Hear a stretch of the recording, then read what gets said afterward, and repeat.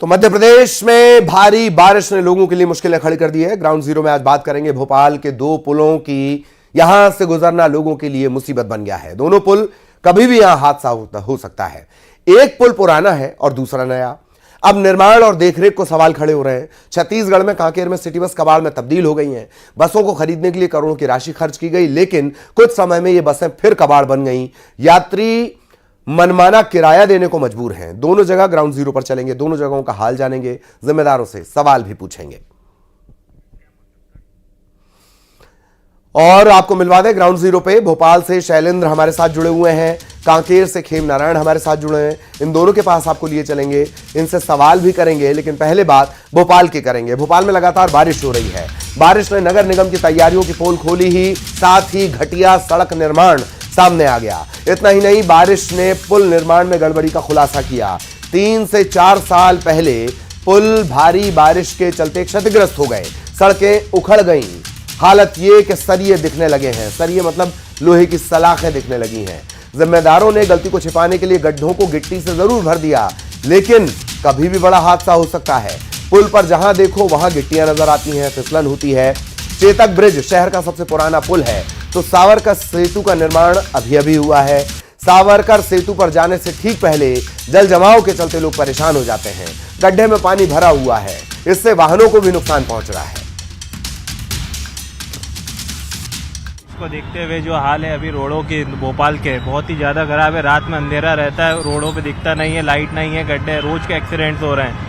इसको देख के मैं चाहूँगा कि भैया आप कह रहे हैं एक तरफ कि देश बदल रहा है, इंदौर राजधानी है भोपाल एमपी की, तो आप क्या कर रहे हैं इसमें? सरकार क्या कर रही है? एक तरफ आप कहते हैं विकास हो रहा है, विकास कुछ नहीं हो रहा है। आप ओल्ड भोपाल में जाके देखिए, रोडों की हालत पूरी ख़राब है, गड्ढे इतने बड़े बड़े दिख नहीं रहे हैं। इसको देख के आप करवाइए कुछ ना कुछ डामीकरण।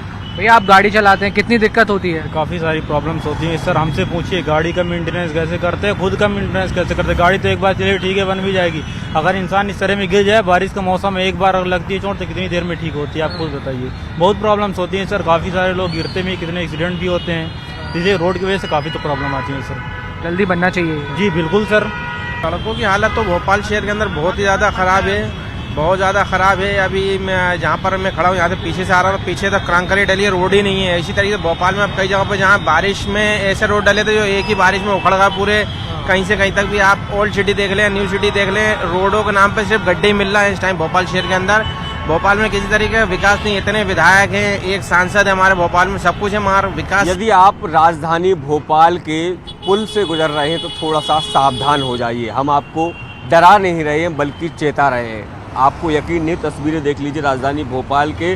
मैं इस वक्त चेतक ब्रिज पे हूँ। ये पुराने पुलों में से एक ब्रिज है और आप देख सकते हैं कि किस तरीके से इसका ऊपर का जो सरफेस है वो पूरी तरीके से ख़राब हो चुका है। स्थिति ये हो गई है कि जो इसमें जो सरिये डाले गए थे या जो लोहे की रॉड डाली गई थी, अब वो दिखने लगी हैं। और ऐसा नहीं है कि पीडब्ल्यूडी विभाग को इसकी जानकारी नहीं है, उनको जानकारी है, निगम के अधिकारियों को भी जानकारी, और सबका एक ही बात का कहना है कि जल्द ही इन सड़कों को ठीक करा दिया जाएगा। लेकिन जैसे ही आप पुल चढ़ना शुरू करते हैं, उसी जगह पर बड़े बड़े गड्ढे जो हो गए, और गड्ढे जो है उनमें पानी भर चुका है, और इन गड्ढों से ही होकर लोगों को यहाँ से गुजरना पड़ता है।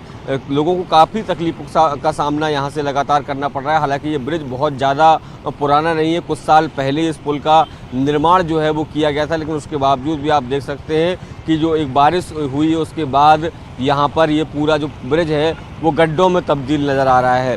तो जो बड़ी संख्या में जो लोग हैं वो यहाँ से गुजरते हैं। इन सभी लोगों को इसी रास्ते से होकर गुजरना पड़ता है, जिससे कहीं ना कहीं उनकी सेहत पर भी असर पड़ता है, उसके साथ ही गाड़ियों को भी नुकसान उठाना पड़ता है। हालांकि तमाम जो दावे और वादे जो है वो निगम की तरफ से भी, पीडब्ल्यूडी की तरफ से लगातार किए जा रहे हैं कि बारिश से जो सड़कें और पुल ख़राब हुए उन्हें जल्दी दुरुस्त कर लिया जाएगा, लेकिन दावों और हकीकत में बेहद अंतर नज़र आ रहा है। कैमरामैन मोहसिन के साथ शैलेंद्र सिंह, न्यूज़ 18 भोपाल।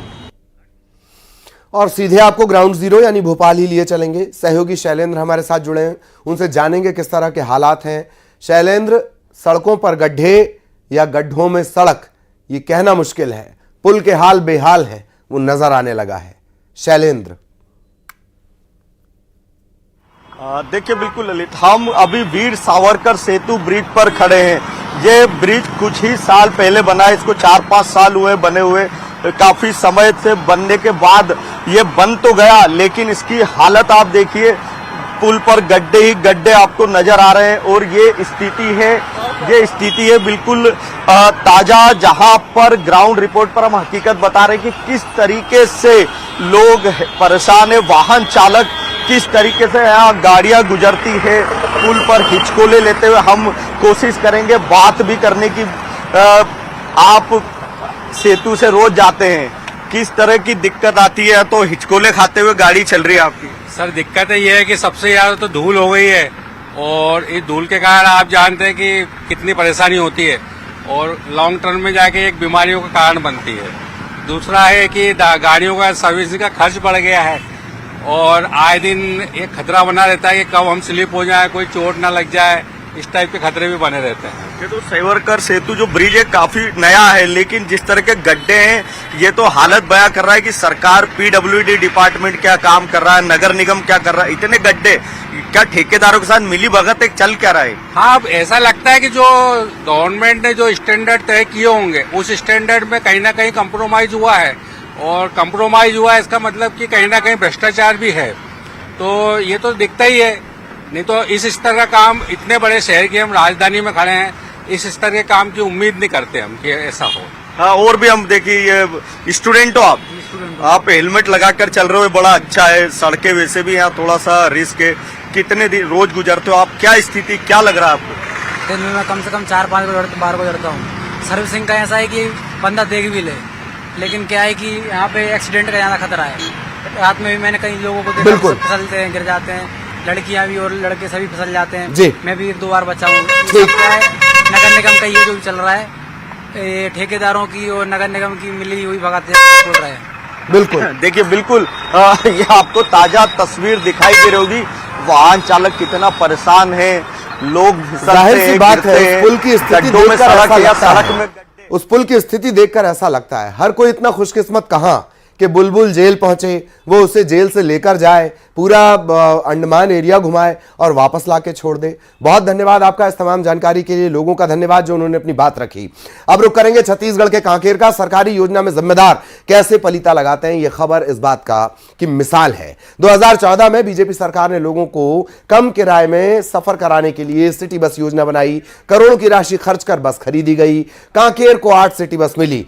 कुछ दिन यात्रियों को आसान सफर भी कराया गया, लेकिन कुछ दिन बाद कांग्रेस की सरकार आ गई।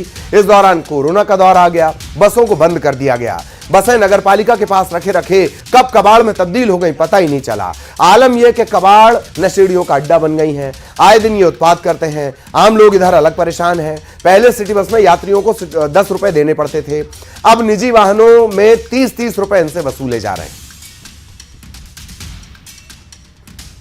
ग्रामीण ऐसे थे जो शहर में हाट बाजार करने आते थे, कम पैसे में वो अपना आवागमन कर लेते थे।